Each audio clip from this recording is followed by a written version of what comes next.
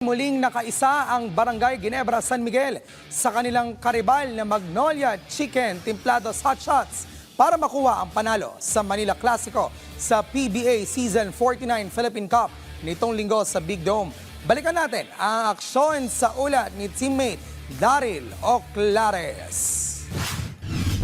Panibagong yugto ng Manila Clasico ang nasaksihan sa PBA Season 49 Philippine Cup nitong linggo sa Araneta Coliseum. Sa pagkakataong ito, wagi ang Barangay Ginebra San Miguel kontra sa kanilang mahigpit na karibal na Magnolia Chicken Templados Hot Shots na nagpamalas ng impresibong 85-81 comeback win. Namuno para sa Gen King si Japet Aguilar na tumipa ng double-double 17 points at 11 rebounds.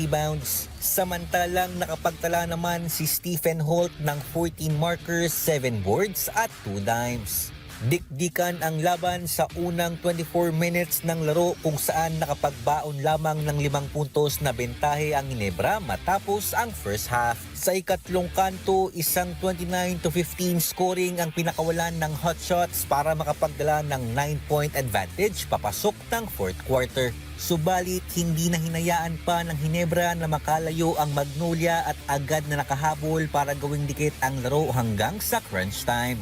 Sa huli, mas nanaig ang depensa ng Gen Kings para manatili sa top 4 ng standings at mapataas ang tsansang makuha ang twice-to-beat advantage sa quarterfinals ngayong All-Filipino Conference. Ito rin ang binigyang diin ni Ginebra head coach Tim Cone sa kanyang pagharap sa media sa post-game press conference. Well, it was a huge statement game for us, to us, not to them, but to us. We were playing for our playoff lives in that game.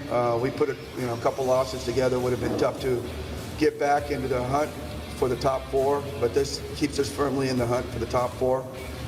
It still allows us to control our own destiny.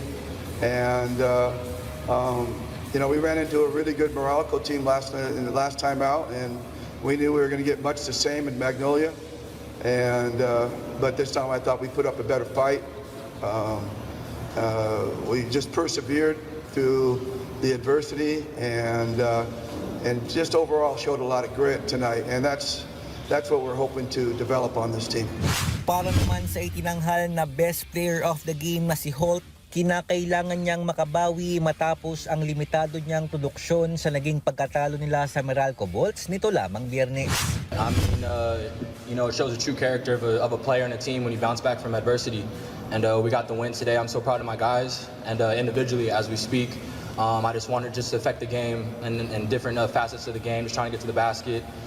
Don't hesitate on my shots. And I thought tonight I still had some open looks I still could have knocked down, but again, it just credits to my teammates who's just instilling confidence in me to continue to be aggressive, take my shots, and again, just be gritty on the defensive end and just try and lead us with my boys.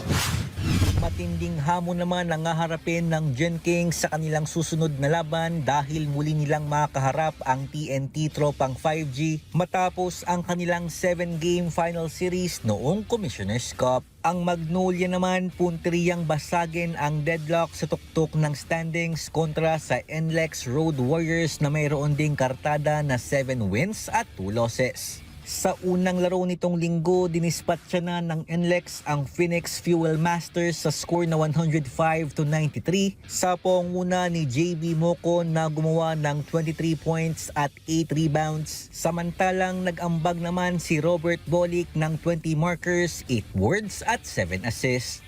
Daryl Oclares para sa Atletang Pilipino para sa Bagong Pilipinas.